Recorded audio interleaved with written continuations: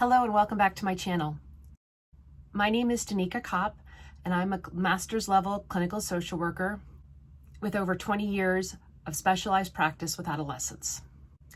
I am now shifting my focus from clinical practice to coaching parents, and I'm here to share my practical tips and solutions for parenting teenager headaches. Today's topic is the part 4 in my series on talking to children about sexuality, and today is about pornography. I remember the first time that I stumbled into a fort in the woods where there was a Playboy and a Hustler magazine. I was about 12 years old and I was with my best neighborhood friend. We were out riding our bikes around the neighborhood.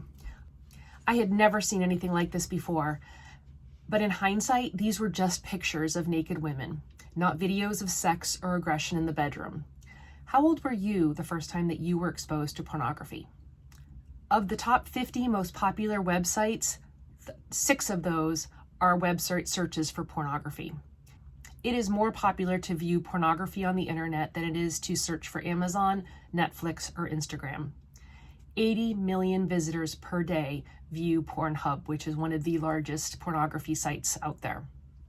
Today, we hand elementary and middle school children smartphones with access to the entire world. All pornography websites require to access them is that you check a box stating that you are over the age of 18. Many parents have allowed their children to have access to social media that also requires that you check a box that says that you're over 13. So what's the big deal to lie if you're 13 or you're 18? Most public education programs around sexuality promote either abstinence or condom use. So where are our children actually learning about sex? Most of them are from pornography. Here's what we know about pornography and children. Pornography rewires children's brains in terms of what relationships look like because they view this relationship from a sexual point of view.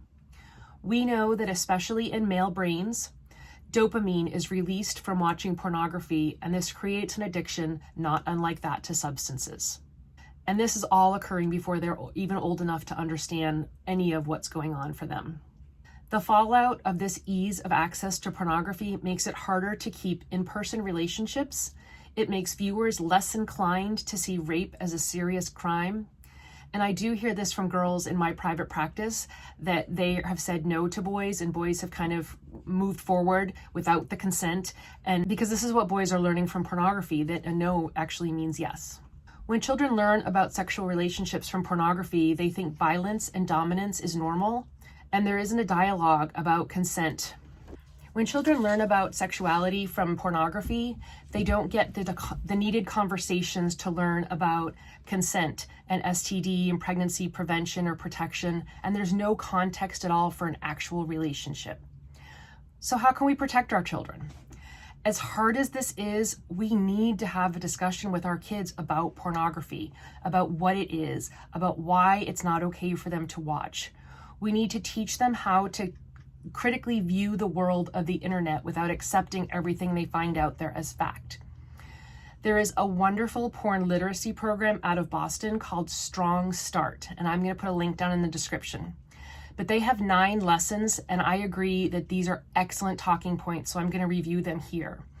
I know that as a parent, this is a very uncomfortable conversation to have, but if your child isn't learning about this from you or another adult that you trust, who are they learning it from? So the 9 lessons are: 1, discussing with your child your family values and asking them questions to help them understand these values and the pre-existing beliefs about sexually explicit media.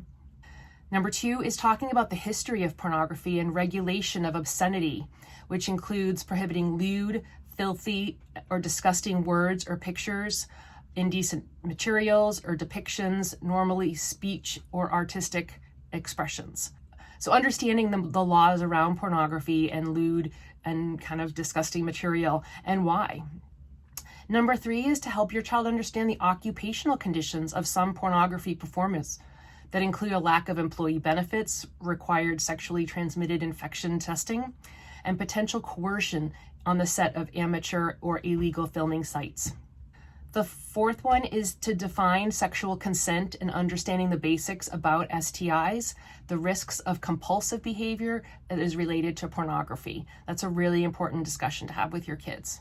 Fifth is the risk factors for some youth for commercial sexual exploitation that may be connected to the production of illegally produced pornography.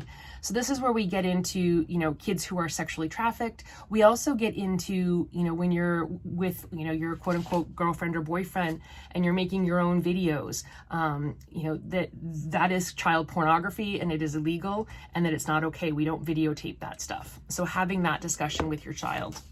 Number 6 is having a discussion around the types of healthy intimacy and healthy dating relationships.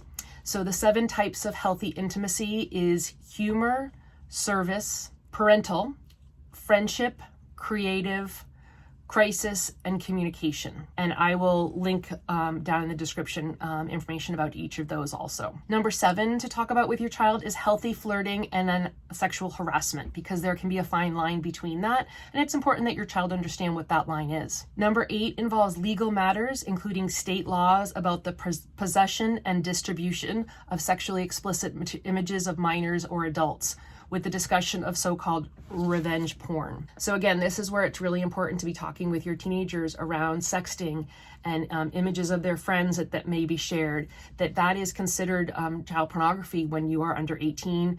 Either both the receiver and the image can be considered child pornography. And I know in our area that has become a huge issue with some of the schools and kids getting expelled and getting legal charges, and it starts off kind of with, dating, sending pictures back and forth, and then with revenge, or even just, boys kind of wanting to share what they have of their girlfriend, trying to kind of be hip and cool.